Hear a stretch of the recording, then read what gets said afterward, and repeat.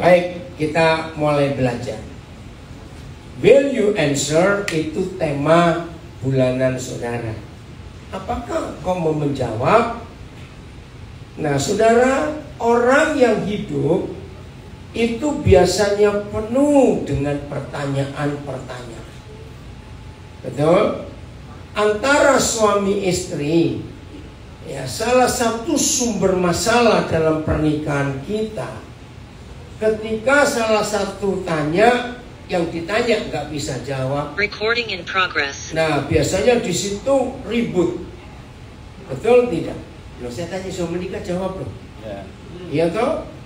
Nah yang tanya juga nggak mikir, yang ditanya ini ngerti atau nggak pertanyaannya, tapi maksa untuk menjawab. Sering terjadi dalam hidup pernikahan kita. Loh saya tanya, sering terjadi? Yes. Nah yang belum menikah belajar ini. Ternyata makin panjang usia pernikahan kita, makin banyak pertanyaan yang gak terjawab dalam hidup ini. Saudara, ini masalah dalam kehidupan. Bahkan sesama saudara, sesama sahabat, sesama teman, antar tetangga, teman di pekerjaan. Wah, kalau kita kejar terus masalah pertanyaan ini, akan ada habisnya. Jawab, akan ada habisnya. Apakah setiap pertanyaan yang kita tanyakan, ya, setiap pertanyaan yang kita tanyakan kepada orang yang jenius, kepada orang yang super jenius sekalipun, begitu dia jawab apa yang kita tanyakan, wah kita merasa ini orang hebat, puas atas jawabannya. Percaya setelah itu gak ada pertanyaan lagi di hidup kita? Tetap. Belum jawab dong. Apakah setelah itu gak ada pertanyaan lagi di hidup kita? Banyak. Ini masalah dalam kehidupan. Berarti sebelum kita banyak pertanyaan, lebih baik mikir dulu sebelum tanya, supaya yang tanya nggak capek dan yang ditanya juga nggak kerepotan. Oh nggak, amin. Lalu apa solusinya? Apa jalan keluarnya kalau pertanyaan yang begitu banyak dalam hidup ini, dan kita bertemu dengan orang-orang yang jenius, yang kita yakin orang itu pasti bisa jawab pertanyaan kita. Tapi faktanya, setelah dijawab dengan hebat dan tepat pun, yang namanya manusia tetap akan muncul pertanyaan baru. Nah begini rahasianya, daripada banyak tanya dan akan terus muncul pertanyaan, maka jawabannya lebih baik pasrah saja. Apa yang kita belum mengerti, jalani dulu. Jalani dulu. Sambil kita berjalan, percayalah, pertanyaan kita akan terjawab sendiri. Betul tidak? Dan itu luar biasa. Ayat mas yang Pastor Aldo berikan kepada kita, Yohanes 6 ayat 67. Mari kita buka ayat itu. Yohanes 6 ayat 67.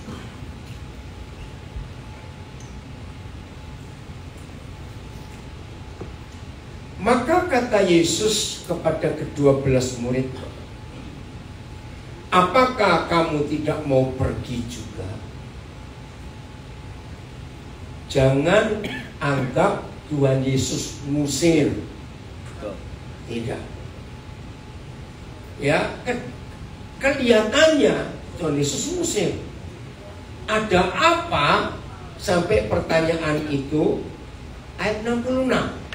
Kita lihat ayat 66. Jadi Tuhan Yesus tidak mengusir. Ya, ayat 66. Mulai dari waktu itu, berapa orang? Banyak. Bukan orang biasa, bukan pengikut, tapi his disciples. Mulai dari waktu itu banyak murid-muridnya mengundurkan diri dan tidak lagi mengikut dia. Wih, seru kalau begitu. Nah, ini bukan yang 12, tapi yang kelompok di ring kedua dan ring ketiga, istilah pergi. Nah, sisa yang 12. Lalu Tuhan Yesus tanya, apakah kamu tidak mau pergi juga? Lagi sekali, jangan anggap Tuhan Yesus ngusir. Tidak, bisa dimatiin nggak? Mana yang bunyi? Oh, di belakang. Saya kira yang saya. Saudara, ini hal yang penting dalam hidup perjalanan kita, berjalan bersama dengan Tuhan Yesus. Coba renungkan pertanyaan saya. Selama kita menjadi murid-murid Tuhan Yesus, selama kita menjadi anak-anak Bapa di surga, banyak tidak kejadian-kejadian yang tidak enak dan tidak baik kita alami. Banyak tidak? Ya. Ayo kita ngaku jujur. Biasanya hal-hal yang tidak baik atau yang baik biasanya yang kita alami, terus kita tanya kepada Tuhan. Biasanya yang baik atau yang nggak baik yang kita sering tanya? Yang nggak baik. Yang nggak baik. Artinya kita tidak fair. Loh, betul nggak? Kenapa kalau ada yang nggak baik kita baru tanya, tapi yang baik kok diam-diam saja? Nah, itulah model kita. Saya akan katakan kalimat ini, kalau setuju tertawa untuk diri sendiri. Begini. Biasanya kita tunjukkan kepada teman-teman kita dengan sikap, dengan suatu sikap ketika kita punya uang banyak atau ketika nggak punya uang. Apa yang seringkali kita nyatakan di depan teman-teman kita ini biasanya, jangan tersinggung. Biasanya kapan? Waktu punya uang. Ayolah, ngerti nggak? Atau pertanyaan gini, pada waktu kita nggak punya uang atau pada waktu kita sedang punya uang banyak, kita itu menunjukkan di depan teman kita. Pada waktu punya uang. Ayo, pada waktu nggak punya uang atau pada waktu punya uang? Punya uang. Salah, pada waktu nggak punya duit kita seringkali memelas. Justru ketika punya uang banyak, pura-pura tidak punya. Loh, ngerti nggak? Betul nggak? Itu loh kurang ajarnya kita. Maaf. Loh, saya tanya betul tidak? Yeah. Itu nggak fair. Ketika nggak punya duit, wajah dilipat-lipat supaya minta belas kasihan kepada orang. Kalau duit banyak minggir, pura-pura nggak tahu. Maaf ya, jangan marah. Nah, ternyata seperti itu sikap kita kepada Tuhan. Ada gangguan? Ketika banyak hal yang tidak enak dan tidak baik yang kita alami, seringkali kita bertanya, why me? Ya. Betul? Lo waktu enak kok nggak tanya why me? Setuju nggak saya ngomong ini? Ya, betul. Berarti pertanyaan-pertanyaan kita kepada Tuhan seringkali kita nggak adil, seringkali kita tidak fair. Maka itu peristiwa Yohanes 6 ini, Tuhan Yesus tanya, di depan sini ada tempat, jadi silakan Hani, botol minum ini. Sebelah sini juga bisa. Ya, dari DC baru datang. Saudara, maka itu ketika banyak murid-murid Tuhan Yesus meninggalkan dia, sisa 12 orang itu, Tuhan Yesus tanya, lah kamu bagaimana? Bukan musir loh ya, bukan musir. Mari itu tanyakan pada kita juga. Apa sih yang menyebabkan mereka mengundurkan diri? Mulai dari waktu itu. Waktu apa? Ayat 64 dan 65. Yohanes 6, 64 dan 65. Tetapi di antara kamu ada yang tidak percaya. Sebab Yesus tahu dari semula siapa yang tidak percaya dan siapa yang akan menyerahkan dia. Tahu tapi tidak menentukan, beda. Ya, tahu, Yesus tahu siapa akan mengkhianati, tapi Tuhan Yesus tidak menentukan.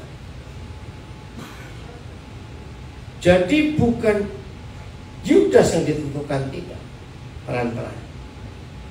Masih ingat ketika mereka lagi kumpul ber-13, lalu Petrus tanya, Guru, siapa yang akan menyerahkan kau di antara kami ini? Jawaban Tuhan Yesus, siapa nanti yang bareng mencelupkan makanan ini ke kuah ini atau ke sup ini, itulah orang. Begini, kalau saya Yudas yang memang sudah punya niat untuk menyerahkan Tuhan Yesus, dan Tuhan Yesus memberi tanda yang bareng menyelupkan, saya akan hati-hati nggak supaya nggak bareng dulu. Loh, jawab dong. Loh, betul tidak? Saya nggak akan goblok dong. Suatu kita kok bareng-bareng tengah bunuh diri namanya. Bisa nggak itu terjadi pada Petrus?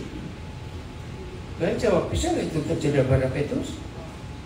Loh, saya tanya. Bisa terjadi pada Yohanes? Bisa. Jadi Tuhan Yesus tidak menentukan, tapi dia tahu. Ilustrasi yang lain. Siapa pernah mengalami begini? Satu hari ada mama-mama kumpul, dan mama-mama ini bawa anaknya yang masih kecil, yang baru belajar jalan. Mama-mama lagi omong-omong, terus melihat salah satu anak kecil, entah anaknya mama yang mana, itu jalannya sempoyongan. Terus yang lain ngomong, oh bakal jatuh ini, bakal jatuh. Ini menentukan dia jatuh atau memang tahu bakal jatuh kalau gitu jalan? Loh, tahu, tapi tidak menentukan. Jahat sekali kalau ada mama begitu anaknya belajar dan bilang jatuh lah, kejam sekali. Ngerti ya ilustrasi ini? Yesus tahu siapa yang akan menyerahkan. Kira-kira hari ini juga ada apa saja di hati kita yang belum kita buat, baru rencana. Dan apa yang ada di hati kita, istri kita, suami kita, mama kita, adik kita, pokok kita nggak tahu, tapi Tuhan tahu. Bisa nggak? Bisa. Nah, dia tidak menentukan Yudas. Itu pilihan Yudas sendiri. Lanjutnya ayat 66. Lalu 65 maaf. Lalu ia berkata, sebab itu telah kukatakan kepadamu, tidak ada seorang pun dapat datang kepadaku kalau Bapa tidak mengaruniakannya kepadamu. Mulai dari waktu itu banyak murid-muridnya mengundurkan diri dan tidak lagi mengikuti dia. Lama saya merenungkan firman ini. Kenapa hanya ngomong begitu saja kok mereka kecewa dan mundur semua? Ada apa perkataan ini? Saya baca bolak-balik, saya merenungkan. Yang salah di mana? Tuhan Yesus ngomong apa adanya. Saudara, jawabannya tergantung pada motivasi hidup kita. Motivasi hidup kita ini yang akan menentukan semua yang terjadi, yang kita lakukan atas hidup kita. Itu motivasi kita. Saya berikan contoh.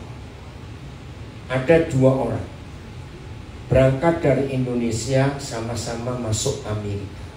Ya, 2 orang. Yang satu sejak berangkat dari Indonesia sudah punya motivasi. Aku akan kerja keras di sana. Motivasi. Tapi yang satu waktu mau berangkat, motivasinya aku mau jalan-jalan dan main. Tapi masalahnya nggak punya duit. Ngerti? Nah, begitu 2 orang ini tiba di Amerika, dua-dua sama kerja keras, sama-sama di tempat yang sama, kerjaannya sama. Siapa di antara 2 orang ini yang ngomel terus, cerewet terus, tanya terus? Kedua. Ayo, yang mana cepat? Yang kedua. Yang mau main-main. Dikasih kerja 8 jam nawar, bisa nggak dikurangi 2 jam, 6 jam? Yang satu,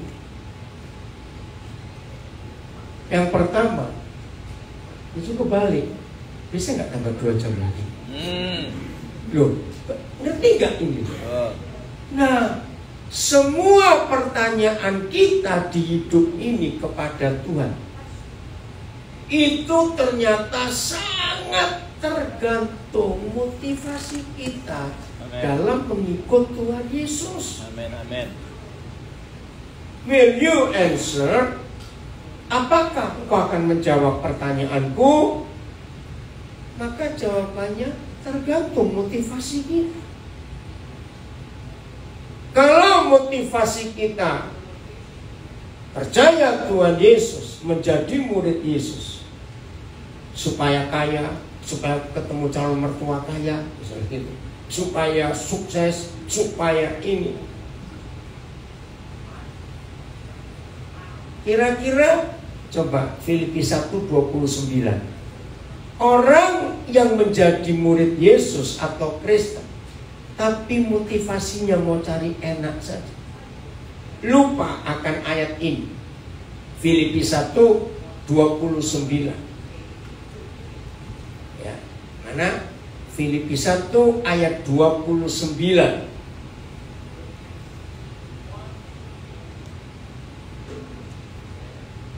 Ya, baca sama-sama ya. 1, 2, 3. Sebab kepada kamu dikaruniakan bukan saja untuk percaya pada Kristus, melainkan juga untuk menderita untuk Dia. Melainkan juga untuk menderita untuk Dia. Nah, saudara dan saya yang sudah tahu ada firman seperti ini, bahwa berjalan bersama dengan Tuhan Yesus dan menjadi murid Tuhan Yesus itu ada penderitaan. Yes. Sudah tahu. Yeah. Nah, kira-kira murid seperti ini akan banyak pertanyaan nggak? Kalau ada yang nggak enak terjadi di hidupnya, ayo, akan ada banyak pertanyaan nggak? Tidak. Justru pertanyaannya, sudah sebulan kok nggak menderita, tanya. Loh, betul nggak? Kapan itu penderitaannya? penderitaan. Katanya percaya Yesus itu nggak cuma dapat anugerah, tapi penderitaan loh. Betul? Ya. Kalau yang motivasinya salah, baru Tuhan mau ngangkat. Aduh, dulu. Dia apain dua-dua dulu. Why me? Tanya lagi, lu kenapa aku? Biasanya orang seperti itu lalu ungkit-ungkit. Tuhan masa lupa kalau nggak ada oma saya, nenek saya gereja ini nggak jadi. Gaya benar. Loh, ada orang seperti itu masalah. Coba kalau aku nggak rajin, gereja ini nggak akan teratur begini. Ungkit-ungkit. Betul? Orang yang motivasinya berjalan bersama dengan Tuhan Yesus hanya mau cari yang enak saja, lupa bahwa ada penderitaan dalam berjalan bersama Yesus. Yes. Maka orang itu akan banyak pertanyaan. Jadi Tuhan Yesus tidak usik, cuma tanya. Kamu gak pergi juga? Itulah hati kita yang Tuhan ingin cari. Bagaimana? Konsep ini harus kita miliki dalam kehidupan kita. Mazmur 119 ayat 71. Mazmur 19 ayat 119 ayat 71. Ya, kita belajar. Will you answer? Apakah engkau akan menjawab aku? Ayat 71. Baca sama-sama. Satu, bisa nggak cuma satu ayat aja yang keluar supaya nggak bingung bacanya? Ayat 71 saja. 1, 2, 3. Bahwa aku tertindas itu baik bagiku, supaya aku belajar ketetapan-ketetapan. Enggak, amin. Apa kata lain tertindas? Banyak masalah. Banyak masalah, apalagi kegencet gitu, susah beneran. Kalau nggak kegencet gitu, atau kecepit pintu, udah gitu aja. Itu apa? Baik atau tidak? Tidak. Loh, kok tidak? Baik apa? Tidak baik adanya tidak baik. Oh, iya. Inggrisnya apa? Inggrisnya apa? Bahasa Inggrisnya apa? Apa bahasa Inggrisnya? Jadi ini baik, supaya aku belajar ketetapan-ketetapanmu. Mana bahasa Inggrisnya? NLT, English, ya. Baca sama-sama. 1, 2, 3. It is good for me that I was afflicted, that I might learn your statutes. Nah, orang yang hidup seperti ini akan banyak pertanyaan. Ya udah, nikmati saja. Karena itu indah. Oke. Siapa yang percaya bahwa masalah itu bisa menghasilkan duit? Ya. Ayo, siapa yang percaya? Yang di rumah juga bahwa masalah itu bisa menghasilkan duit. Pasti bingung bukan? Wah, kalau masalah bisa ngasilin duit, ayo kita cari masalah terus yuk. Loh, betul. Inventor, saya pernah dengar kata ini? Ya. Inventor, para penemu.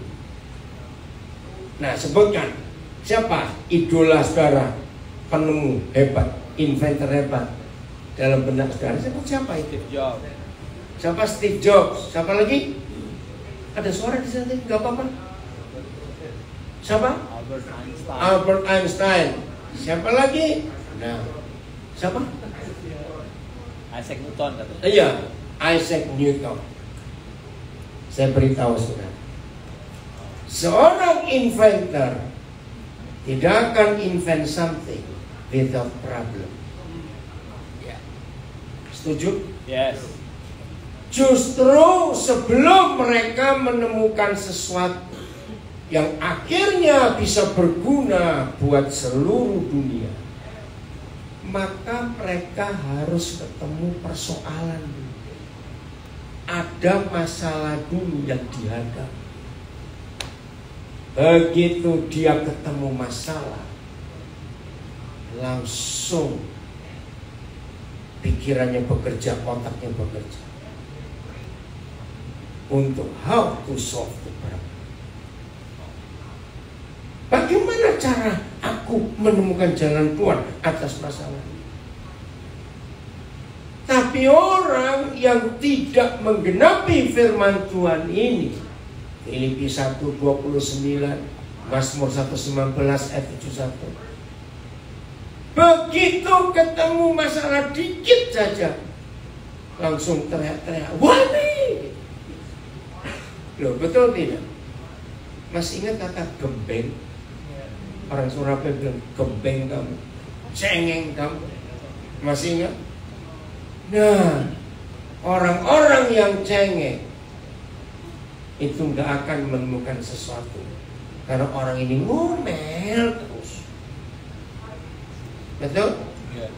Nah, kalau para inventor, para penemu itu begitu menghadapi masalah dan dia bisa menemukan sesuatu, dan sesuatu itu dikenal oleh dunia, istilah dia jadi hak paten, punya hak paten. Terus dia dapat duit nggak? Dapat duit nggak? Pasti. Nah, pertanyaannya, dia puas dengan satu penemuan saja? Ayo jawab, dia puas dengan satu penemuan saja? Enggak, dia akan cari masalah. Cari masalah lain lagi. Bukan buat masalah, beda loh. Cari masalah untuk menemukan sesuatu dengan buat masalah. Akhirnya dia menemukan penemuan kedua. Dapat duit lagi nggak? Dapat duit lagi nggak? Woi, penemuan kedua luar biasa. Dia puas? Enggak, cari lagi. Boleh nggak saya katakan orang seperti itu addicted with problem? Enggak, amin. Ketagihan masalah. Maka itu kalau seminggu kok hidup enteng-enteng terus, ya dia pasti cari di mana orang ini, orang muncul. Loh, iya atau tidak? Ayo. Nah, hidup yang seperti ini, apa yang dikatakan Tuhan Yesus? Kamu nggak pergi juga? Maka kita jawabnya apa?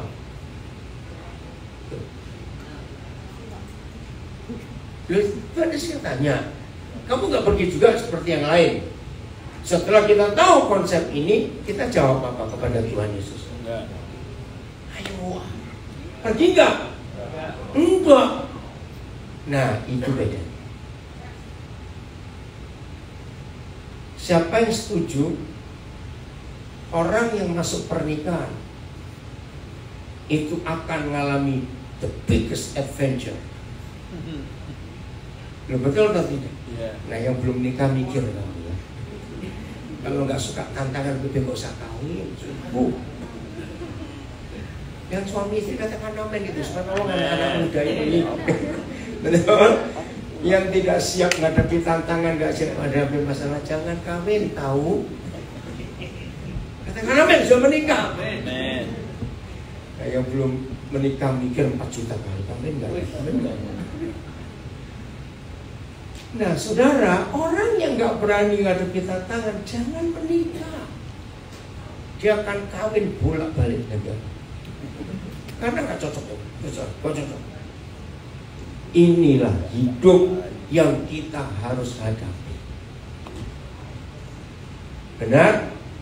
Nah, jadi ketika Tuhan Yesus tanya, kamu nggak pergi juga? Ya enggak, karena kita sudah tahu tujuannya itu sungguh luar biasa untuk kita menghadapi.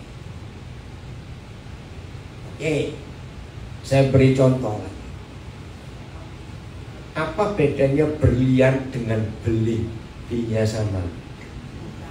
Berlian, beling. Ayo. Sama apa bedanya? Bedanya, ayo cepat. Prosesnya. Nah, dia bilang harga itu masih duit aja. Iya. Prosesnya. Betul? Mana yang cepat jadi, beling atau berlian? Beling cepat. Berlian itu perlu ratusan tahun. Enggak 10 tahun, enggak 60 tahun, ratusan tahun proses. Maka itu kualitasnya beda. Itu sebabnya di dalam dunia industri tidak ada pisau setajam apa yang bisa dibuat oleh manusia untuk potong baja selain berlian. Pernah tahu nggak? Berlian itu bisa motong baja karena kuat. Pisau setajam apa, sekuat apa, pasti rusak kalau motong baja. Kalau berlian tidak, karena prosesnya kuat. Berlian itu, diamond itu kuat sekali. Nah, begitu pula mutiara. Tahu mutiara? Pearl? Ya. Bisa nggak ada pabrik buat mutiara? Bisa. Nggak bisa. Ya imitasi palsu bisa, tapi asli tidak. Yang belum tahu supaya hari ini tahu. Kalau tidak ada kerang yang siap menderita, nggak akan ada mutiara gitu. Ingat ya, dulu saya masih kecil, saya mikir mutiara itu telurnya kerang, nggak ngerti kok. Ternyata bukan. Mutiara itu dihasilkan karena penderitaan. Maka itu kalau kerang itu cerewet, tuh kenapa aku ini kenapa? Ya nggak jadi mutiara. Ya, betul. Maka itu pertanyaan-pertanyaan yang muncul di hidup kita itu tergantung motivasi kita. Dalam kita berjalan bersama dengan Tuhan Yesus, bagaimana caranya? Siap dalam penderitaan. Jadi ketika kerang buka cangkangnya untuk cari makan, kenapa ada gangguan? Ya, yang ini ke diskon. Oh, udah. Ya kadang-kadang sinyalnya itu. Yang wave kalau ditekan yang di Instagram. Oh, ya, yang wave. Makasih. Jadi ketika kerang membuka cangkangnya untuk cari makan, tiba-tiba tanpa sengaja karena di air yang terus berputar, ada butiran pasir, bukan kerikil. Kalau kerikil mati dia. Butiran pasir kecil, tanpa sengaja masuk. Nah, untuk menggambarkan bagaimana penderitaan kerang itu, saudara pernah kelilipan nggak? Nah, sampai hari ini nggak ada bahasa Indonesianya. Bahasa Inggrisnya apa kelilipan? Awas dalam lama di Amerika nggak tahu. Apa kelilipan bahasa Inggrisnya? Hoi, saya tanya, ini ada yang tahu? Kelilipan apa bahasa Inggrisnya? Panjang pasti, something dari itu. Rugi nggak bisa bahasa Jawa. Apa? Nah, oke ya. Pernah kelilipan? Kemasukan apa mata kita? Saya bilang kemasukan duit lain lagi. Ayo, kemasukan apa mata kita? Debu, bukan pasir. Pasir rusak, kata itu pucuk-pucuk itu berdarah. Kemasukan debu, ganja nggak enak sekali. Nah, mutiara itu dihasilkan ketika kerang kemasukan butiran pasir kecil. Karena dia nggak punya tangan seperti kita, maka dia nggak bisa mengeluarkan butir pasir itu. Karena ganjal di dalam tubuhnya, maka kerang yang di dalam itu dia gosok, dia goyang untuk ngusir pasir itu. Bayangkan betapa menderita. Makin dia gerak, ternyata pasir itu mengerosi. Tahu ya? Kulit kerang di bagian dalam. Nah, karena dierosi, digilas terus, maka nempel ke butiran pasir. Saudara bayang. Jadi makin lama penderitaannya, makin apa mutiaranya? Makin besar. Nah, buat manusia yang ingin dapat mutiara yang hebat, berarti makin seneng nggak melihat kerang menderita buat kita? Loh, ngerti nggak ilustrasi ini? Jahat nggak kita ini kalau begitu? Oke? Nah, hidup kita berjalan bersama dengan Tuhan Yesus, nggak akan banyak pertanyaan kalau kita tahu apa yang Dia buat yang terbaik buat kita. Walaupun itu nggak enak. Itu Tuhan kita, itu perjalanan kita bersama dengan Tuhan. Wah, indah sekali, tantangan yang luar biasa. Oke, saya beri contoh yang lain. Walaupun tidak semua kita adalah seorang surfer. Tahu surfing? Ya. Tahu ya? Atau? Nah, saya nggak menghina loh. Lo kok tahu? Model ini apa banyak bukan surfer ya, modelnya kan apa? Surfer nggak kayak begini. Apa? Waiter. Lain bukan surfer itu. Awas kamu ulangin ke salah 3 loh. Surfer waiter. Ya, memang gimana? Surfing. Ya makanya dia pikir. Oke, ngerti ya? Yang di laut itu loh. Yeah. Surfing. Oke, bukan surfer waiter restoran ayam kopi.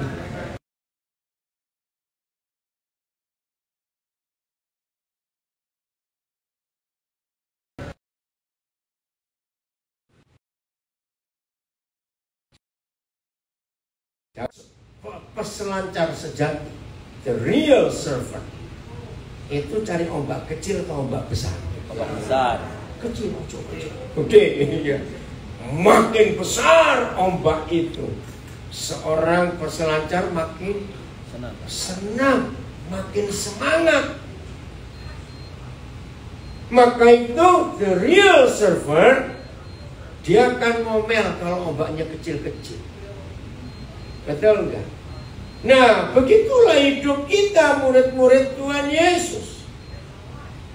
Ketika bentuk pertanyaan-pertanyaan kita berjalan bersama Tuhan, karena motivasi kita mau cari enak saja. Ya. Ketika hal-hal yang gak enak, hal-hal yang berat, hal-hal yang besar, ujian-ujian itu Tuhan izinkan datang. Kalau kita murid yang sejati, kita gak akan ngomel. Justru itu yang kita nantikan. Ya. Sehingga kita gak banyak pertanyaan. Tapi kalau kita perenang biasa, ngerti maksudnya? Perenang biasa, just a swimmer, nggak bisa surfing. Gitu lihat ombak datang, apa ini perenang bikin lari, menghindar. Nah itu beda. Saudara, inilah konsep yang kita harus tahu. Bahwa berjalan bersama dengan Tuhan Yesus, ya ingat, berjalan bersama dengan Tuhan, ada banyak tantangan yang kita akan hadapi. Setuju? Amen. Nah, setiap tantangan itu kita tahu. Recording in progress. Oh, kenapa gangguan lagi? Dikotit aja. Ya. Mari mulai hari ini kita akan jujur kepada diri kita sendiri. Saudara, besok sudah masuk Agustus. Cepat sekali ya. Sudah 7 bulan ini kita lewati tahun ini. Ayo kita tanyakan di hidup kita. Kira-kira dari 7 bulan yang kita lewati, dan masih ada 5 bulan di tahun ini, kita dalam posisi yang mana? Nah, a swimmer or a real surfer? Kita hanya perenang biasa atau kita seorang peselancar yang selalu menanti ombak besar dalam hidup ini? Itu pilihan buat kita semua. Belum lama saya diketemukan seorang umur 93. Ingat, bukan 39, 93. Tapi tetap masih bisa kerja. Wah, saya bilang, opa luar biasa. Dan kalimat ini yang muncul, dan semua kita pasti tahu kalimat yang sama. Justru opa ini kalau nggak kerja sakit. Karena dengan orang tua seperti itu, jadi buat opa ini bukan uang tujuannya. Betul. Dia berkata, opa nggak perlu uang banyak, makan cuma dikit juga.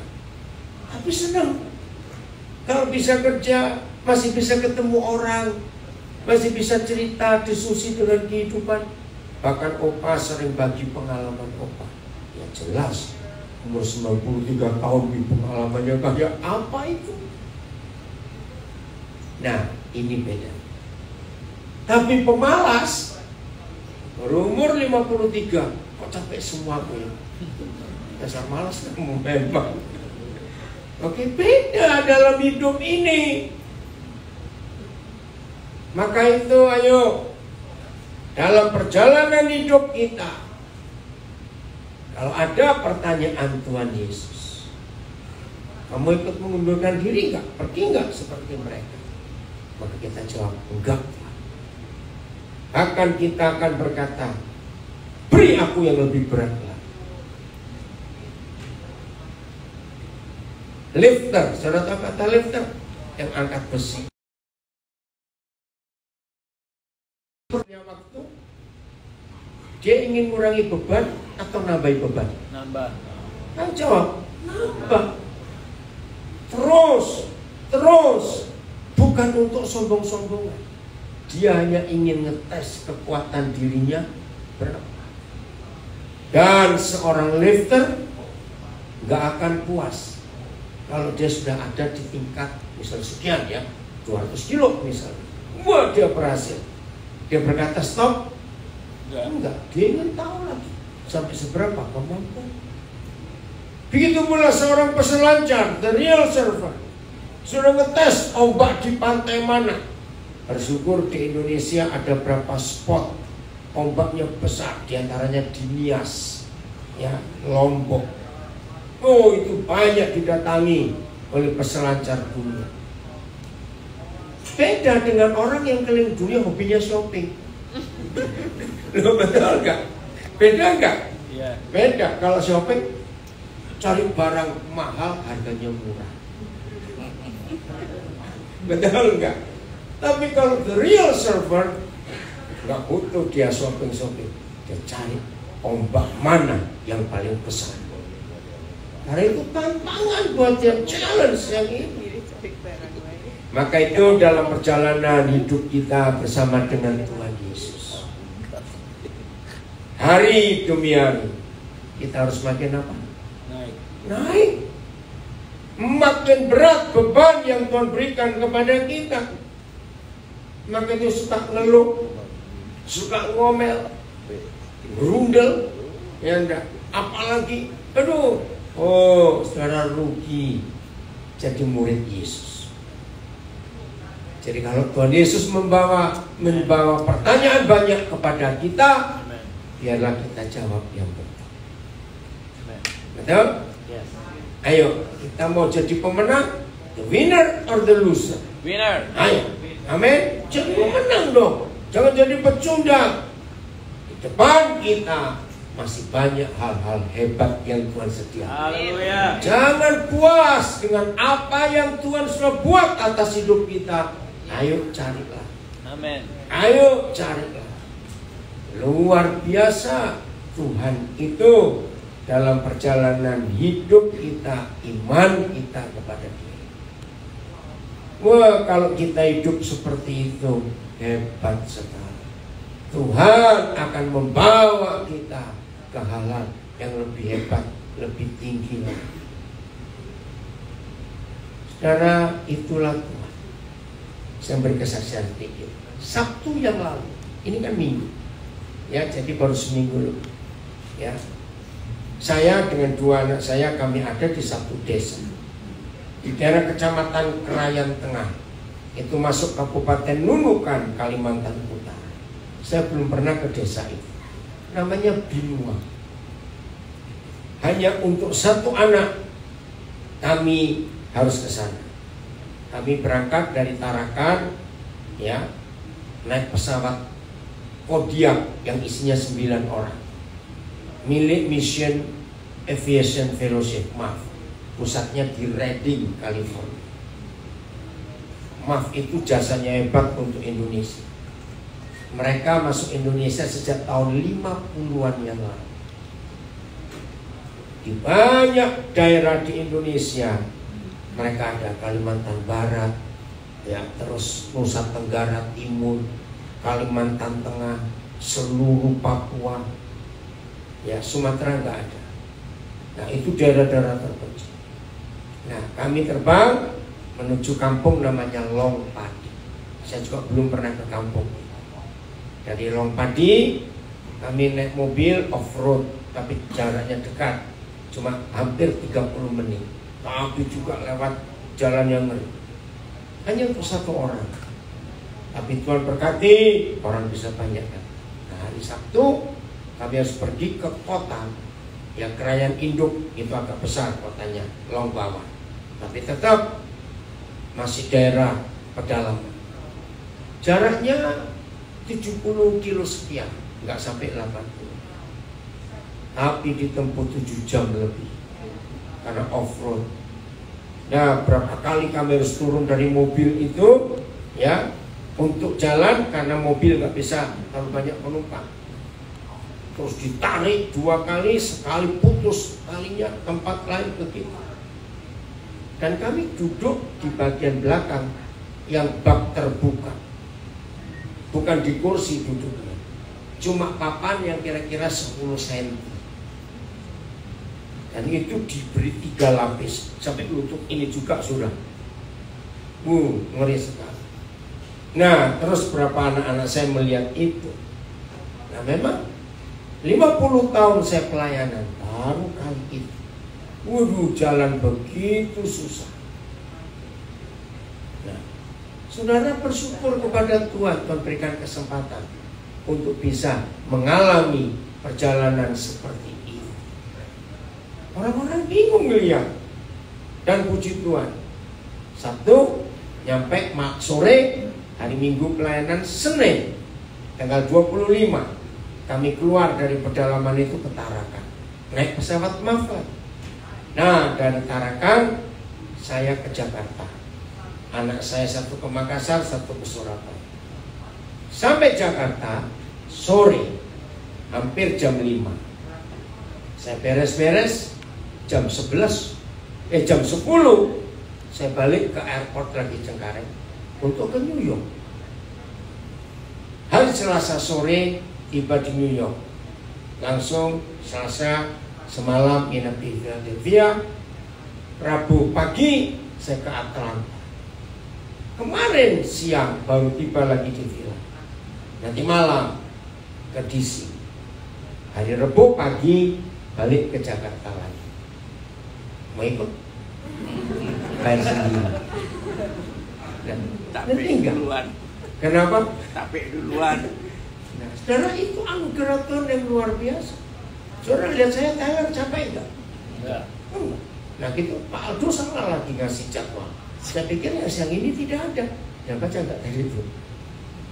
Lihat itu. Dia bilang 9.30 PPC, NBC jam 5. Ya sudah, pikir nggak ada siang ini. Jadi tolong ya sebentar lagi nyambung lagi, ini ada ibadah. Ayo baca itu. Tulisannya salah, Pak Pendeta, saudara. Tadi pagi saya diberitahu, nanti di NBC siang. Loh, betul nggak? 9.30 BTC terus NWC. Ya jam 5 ada Jam 5 NWC lagi. Ada. Sudah salah nggak mau ngaku. Ampun ya kamu. Oke ya, jadi yang ngikutin di rumah nyambung lagi sebentar. Mau jadi murid Yesus yang benar? Amin. Betul? Amin. Tuhan memberkati kita semuanya. Haleluya. Silakan.